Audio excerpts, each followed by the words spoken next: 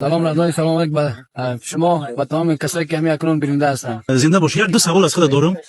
آخرین جنگ کردی با همون هموطن ما.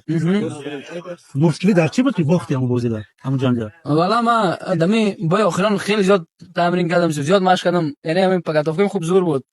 ولی یگان همو زیاد نزدیکی که ما قضیه همو حرمتی که داشتیم زیاد نزدیکی واقعا منزل جنگ کردن نتونستم و ما داو مشق کرده بودم، داو آماده گرفته بودم، باید ابیدن باید میبریدم، اما دیگه خدا نخواست دیگه همو دیگه جنگی که میخواستم نتونستم، از همون خاطر دیگه باید دادم و دیگه یگان کم نداره دیگه. ما هم یک ملت تاجیک هستیم، یک بای بود اکسپورت دی دیگه، انشالله که ما همو مسابقه‌ای که بخیر داینده در پیش داریم، ما انشالله خدا دوجه نشان بدیم بخیر. بهترین بعد خبر داری که اونم قبل از اون مسابقه‌ای که با تو کرد فرزندش از دست داد. بله ما اونم روحیش خوب نبود با تو جنگ. بله ما همو روزی که وزن کشی داشتم امروز ما خبر شدم زیاد جگرخون شدم از همون خاطر دیگه، اما جنگ که از دل می‌خواستم من نتونستم واقعا یکم چیز ماموریت میشد دیگه، ما احترام و تاجیک بودن گپا. خوش نداره برای برگردی دوباره با اون تمرین می‌کردی که اینجا بمونی.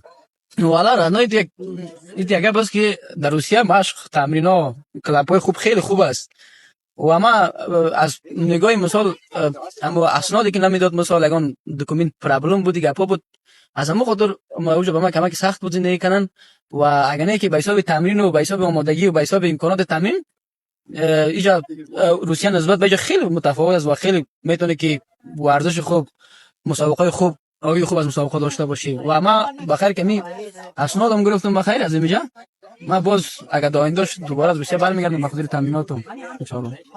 بسیار و در آخر پیام با اون نفرایی که با اونو تمرین میکردی و با اونو زندگی میکردی. ما دیگه ابیزن از ما واسیم خان از انیس از اعظم یا اندیوالا کلش جورا هستن، ان شاء الله واسیم خانم بخیر باید داره دایسه ان شاء الله که بزنه دیگه بخیر بازم پبیدار نصیب ملت تاجیکستان کنه دیگه، ان شاء الله همیشه خوش باشن بخیر بازم میبینیم دیگه. یک دو تا اکی ساله که همیشه امروز همکاری کرد، اکی ساله خوبه خیلی مرد خوبه. اکی ساله ما زمانی که در روسیه بودم اکی ساله امروز ما بود مثل برادر کلان بودی و لاله خسرو که واقعا دیگه مثل برادر کلان امروز ما در کنار ما بود، خیلی واقعا با ما خدمت زیاد کردن دیگه و همیشه در یادشون هستیم، در یاد ما هستن، در تماس هم در تلفنی و واتساپ هم چه ارتباط داریم. ان شاء الله گرجه باشن خوش باشن. فایتوی نو از پیش از بخیر ان شاء الله. همین یکم زرا ما چند تا منیجر دمی آلمان دارم، کما که عارف ورما پیدا کردن سخت است، بخاطر که سپین اینجا کما که من ببینم دویسه جنگ کردم دبری بیا جنگ کردم از ما خاطر خودم همون میزنیم وای ما دیدم میشه کی بخیر وای فقط وزنو فرق میکنه. ما میزنیم چرا نه ما کما که سخت بخیر